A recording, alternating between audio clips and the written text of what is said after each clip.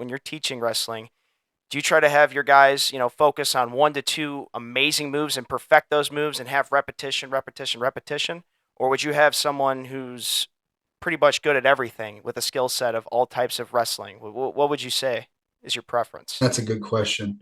That is a good. What is my preference? It doesn't matter what my preference is because it's going to be determined by the athlete, right? Like we had a kid last year who's now at UNC. His name is Laird Root. He's pretty good. I think he wound up being top 10 in the country. But he's at North Carolina now. And like he has one speed and he's got two shots. And it's go, righty high crotch, righty single leg. And that's it.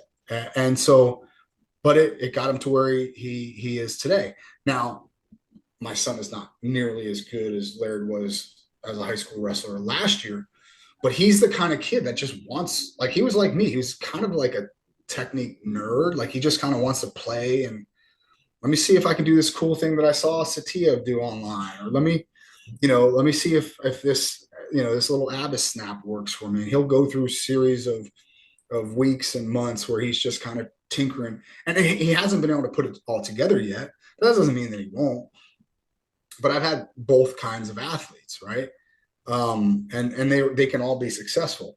Um, I think the tricky part becomes the amount of time that you get to spend on any one thing. Like you should probably have a base of like, okay, go to attack number one, go to attack number two. This is what happens when he gets through my head and hands.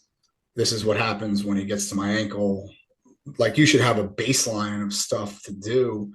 But after that, man, the sky's the limit. But the trick becomes like, how much time do you spend on those things? You only get 90 minutes a day to train wrestling at a high Right. level.